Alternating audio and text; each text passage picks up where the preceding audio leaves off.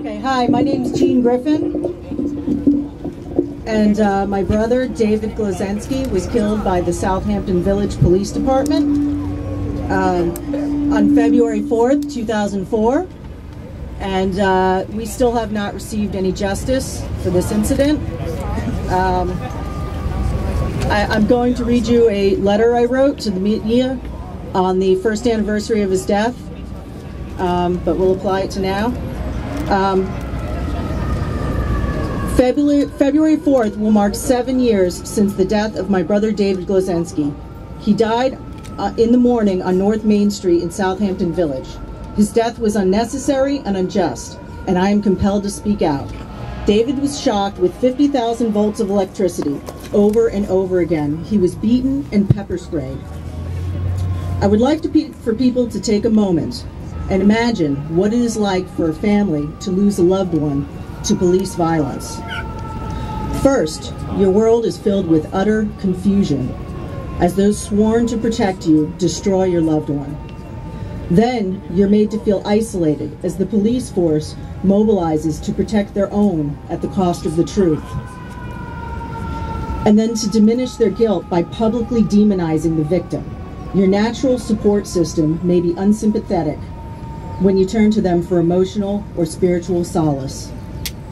Having been influenced by the police slant that always receives most of the media attention, even the strongest family's integrity is challenged by this onslaught, and at best, you and your family must assume a defensive posture instead of seeking the necessary closure in your grief. The natural search for justice shall set many tasks and obstacles before you. The death of my brother, David Glazensky, has caused my family to suffer immeasurably. Our grief has only been compounded by the knowledge of how violently he was taken from us. On the morning that David encountered the police officers who did this to him, he had no weapon and committed no crime. There is no excuse or justification for the way he was tortured and executed on a public street. The people responsible for this heinous act of brutality are still walking free, on the job, and have been charged with no crime. At this date and time, they've refused to issue any facts about the death of my brother. They've stonewalled and hidden the truth from me and my entire family, and they've not had the decency. It took a year for them to have the decency to inform our family of an official cause of death. We received no autopsy for 1 year. And then at the end of a year, the cause of death was excited delirium. They basically said he had scared himself to death. I'm going to break for a moment from this and describe his injuries to you. My brother, obviously, he was pepper sprayed and he was tased. He had 18 sets of burn marks on his body from the taser. That means he was tased at least 9 times with 2 prongs. It could have been more than that because you only need 1 prong to actually electrocute someone with a taser.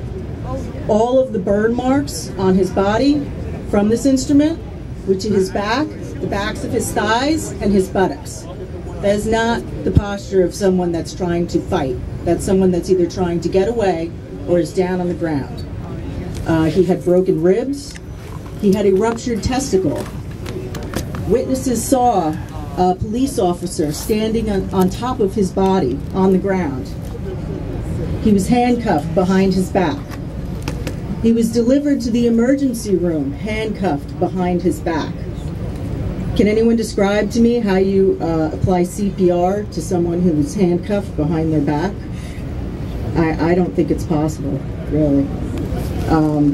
And when our family went to the hospital to ask what had happened, the excuse was his heart gave out. Oh, he just died.